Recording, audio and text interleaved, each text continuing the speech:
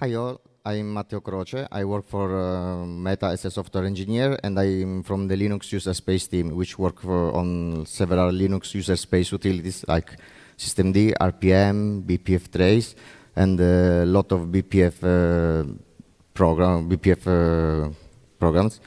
And this is why I worked on BPF tokens, because we make heavy use of containers. And while using BPF containers, we found a problem. The problem is that, well, of course, running most BPF programs requires root privileges, or at least capability cap BPF. I say at least because for some programs, cap BPF is not enough. We also need other capabilities like netadmin, sysadmin, to run the BPF programs. Another problem is that when running inside the user namespace, BPF doesn't work, it's just ignored, so you can't run programs inside the container. And another big problem is that cap BPF is an all or nothing capabilities in the BPF world, which means that if you grant the capabilities to run BPF programs, you can grant every BPF type. We know that BPF programs are very complex. They span from simple BPF programs which can like monitor CTL or human interface devices, but there are also other more potentially dangerous program types, like one used for tracing, which can inspect the system calls, or even they can inspect and mangle the network traffic. If you load an XDP program, you can see and change every packet. So that was another problem. What happens if you try to run BPF in a container? If you try to run, create a user namespace with the systemd API, let's say, and you try to grant the cap BPF to the container, even if the capability is there, when you try to load the program, it doesn't work, you get a denial. So, the solution, BPF token. BPF token were merged in Linux kernel 6.9, so we are talking about something which is already available, already in place, which is nice. And basically, BPF tokens provide a mechanism to grant cap BPF to processes running inside the container, so you can finally set cap BPF inside the container. And even more, you can grant finer grained permission. For example, you can allow specific program types, specific attachment points, even map types. You can choose which map type to use. And so this is good. And as a security, from the security point of view, token have no functionality when used outside their context, which is the user namespace and the BPF file system mount point. We will talk about the BPF file system, just a high-level overview, because this is how this is used by the low-level API to create a token. We know basically the BPF file system is a virtual file system mounted in sys. And it's a place where it's possible to pin objects, program maps, so they survive the process lifetime. It's like a storage for BPF objects. Obviously, it doesn't persist or reboot, it's just memory. And the objects are rendered at file paths. You can inspect your BPF file system with like any Linux file system, just with browsing the content. Okay, and how to obtain a BPF token? We talked about the BPF file system because to create a token, you need to mount the BPF file system with some mount options. There are 4 delegate options which delegate mount option for the BPF file system, which specify what you can run with within that namespace. The commands are the options are delegate commands, which allows you to choose the BPF commands. Same for map types and program types and attachment points. You can choose the exact command maps, program types, and attachment points you want to use in your container. And so this is just the low-level API. The argument of the mount option are defined in the kernel header. There are some enum with the values, and you pass the name of this enum to the file system mount option. For example, if you want to allow a container to do map create, prog load, and prog attach, we set the delegate commands to map create, prog load, prog attach.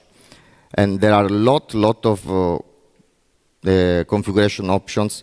This is, for example, these are the values allowed for BPF command. These are the value for the map type, and these are the value for attachment type. So you can choose exactly what you want to allow. And before going forward, I have to explain how the new FS mount API works. Traditionally, we use it to mount the file system with the mount syscall. When, for example, when you mount a TMPFS, you have the device, which is an empty string in this case. We have the destination directory, the file system type, and the file system options. This is a single syscall which does everything and mounts the file system at once. Now we have a new API to mount file system where the mount process is split in several steps. Specifically, there is a fsopen syscall which creates a file system context, just like a new, instantiate the driver. Then we call several fsconfig syscalls to define, to set the mount options, one for every option. In this example, we set sites and mode in two different syscalls. Then fsmount mount the file system, but the file system is not accessible anywhere. It's just somewhere in the kernel, not accessible from the user, until you do move mount, which attaches the file system to the destination directory, and then it becomes browsable and accessible from the user. How to obtain a BPF token? To obtain the BPF token, the BPF file system have to be mounted with this new file system API, but with a specific procedure, which means that some syscalls must be run inside the container, and some syscall needs to be run outside as root in the init namespace. Specifically, of course, the share creates the container, and then the fsopen is to be run inside the user namespace. The fsconfig must be run as root user, and the fsmount, the move mount, they must be run inside the user namespace.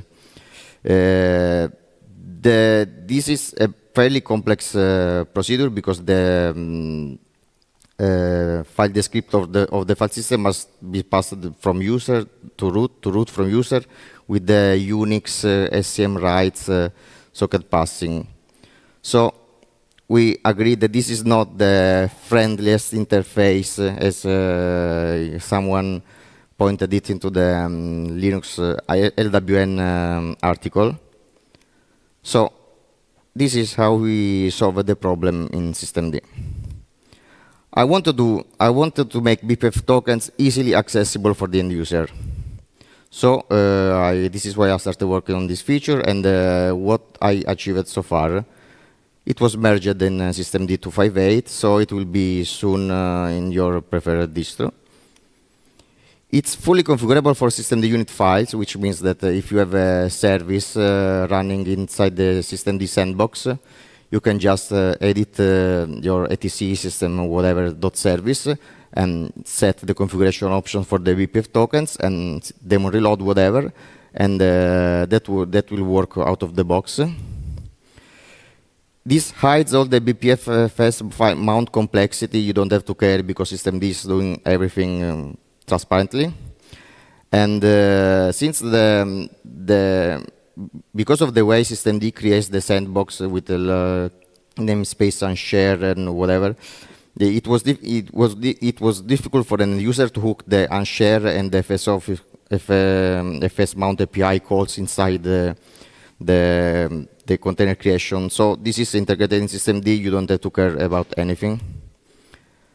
And yes, we are satisfied with this. And we will support future BPF features, which means that maybe in the future, new program types, new map types, new attachment points will be developed. We don't care. It will work. They will work also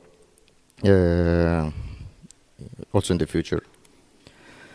So, how does it work in practice for the user? I added the new configuration options, which is private BPF.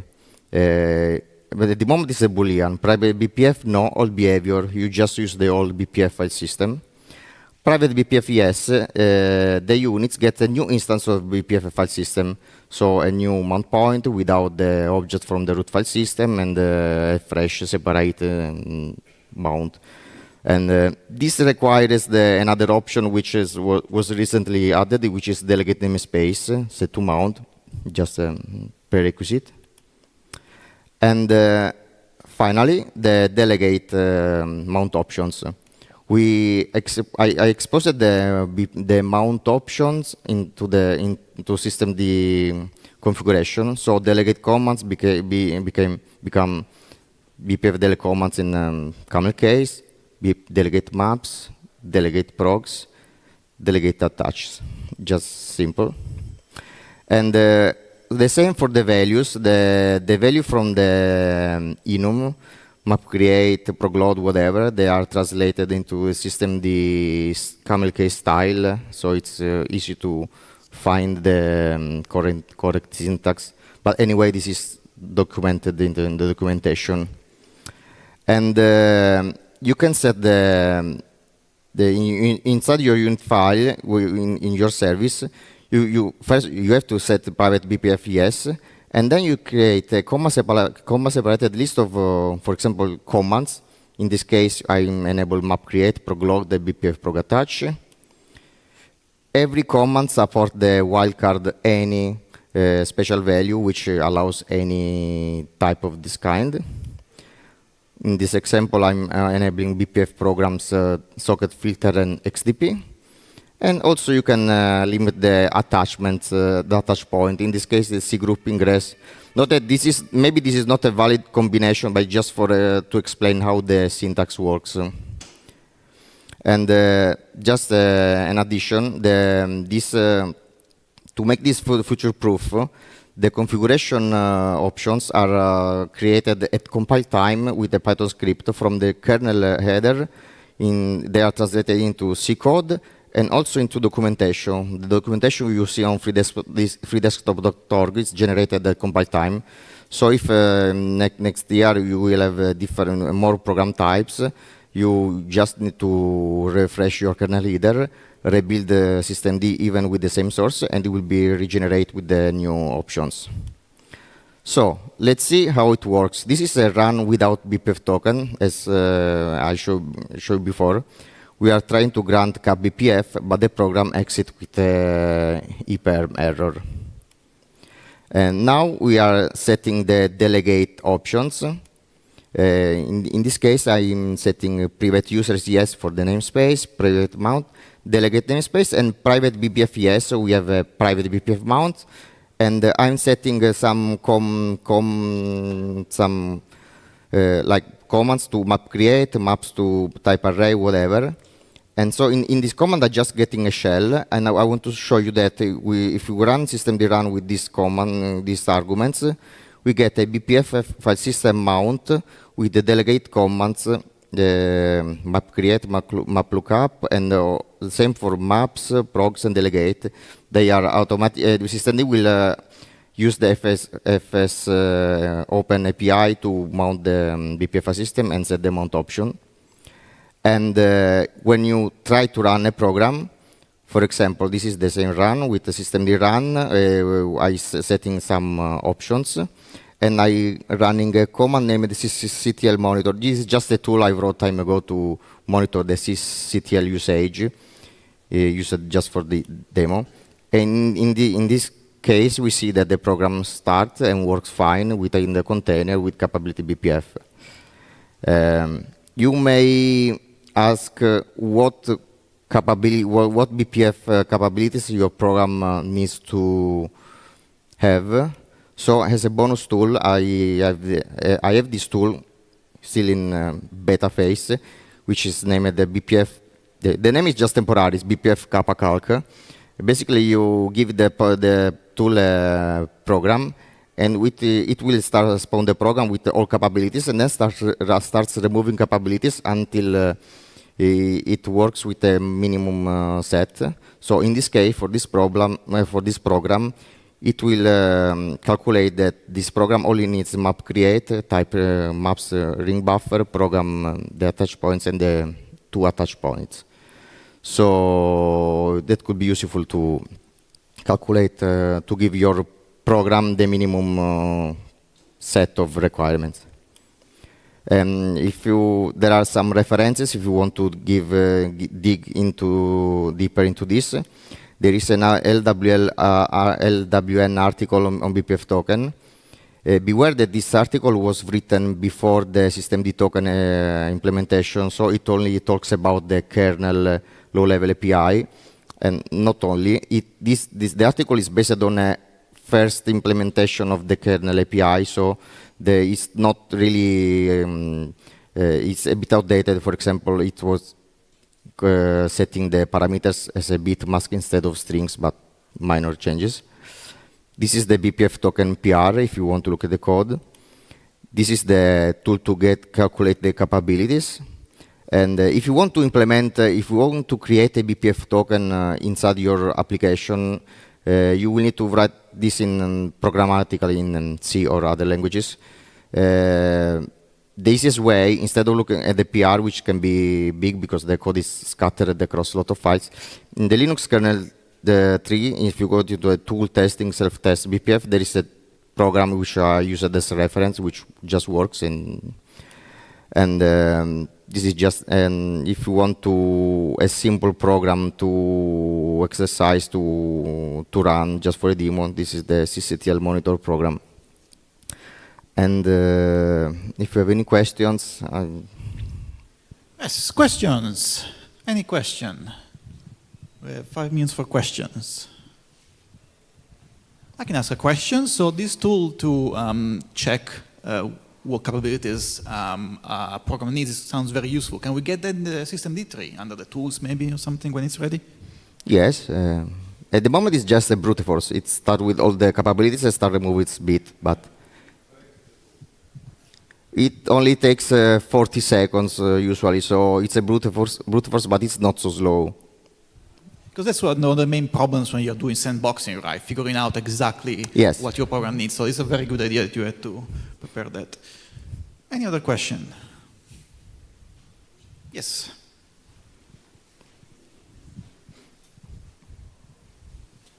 So the tool assumes that the program exercises all the capabilities required very quickly, right? Because if it does it after half an hour, then this brute force approach wouldn't work. Or does it run the code? How does it figure out what is needed?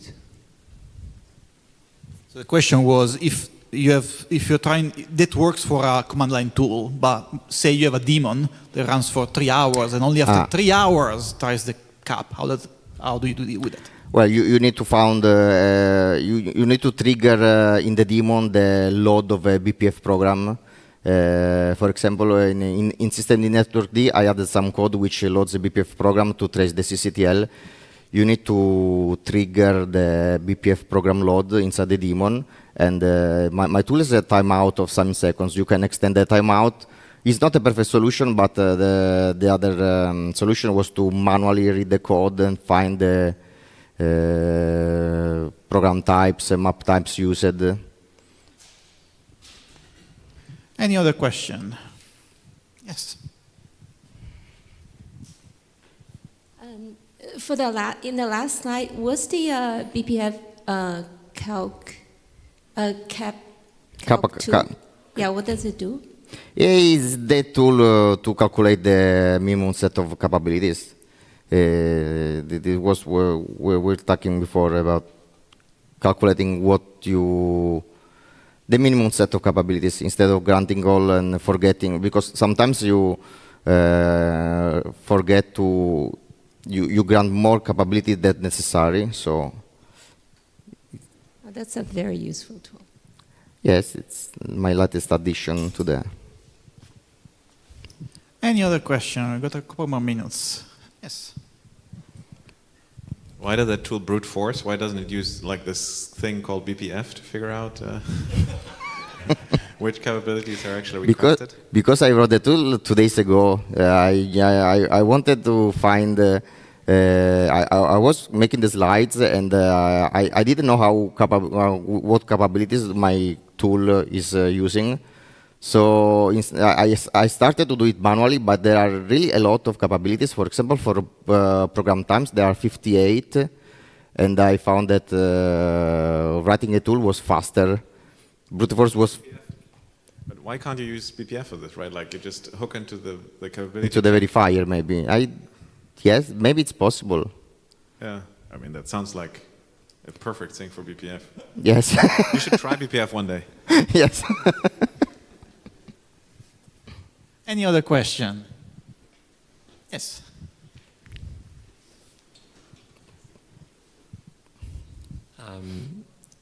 Looking at the configuration, I was wondering if I would be able to remember the capitalization of those options, even if I use them regularly, and I think that the answer is no.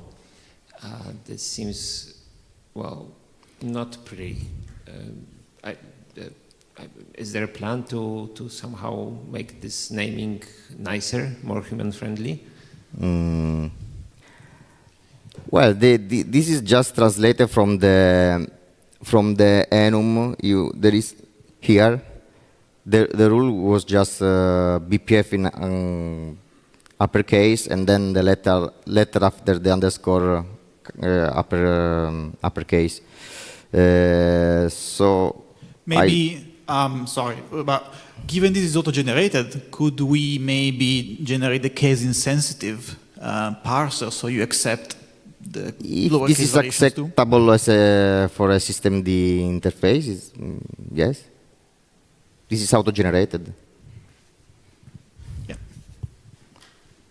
How long did it take to merge it? I can remember some months, 3. Any other question? We have 2 minutes. Going once, going twice. Well, that's fun. Thank you, Matteo.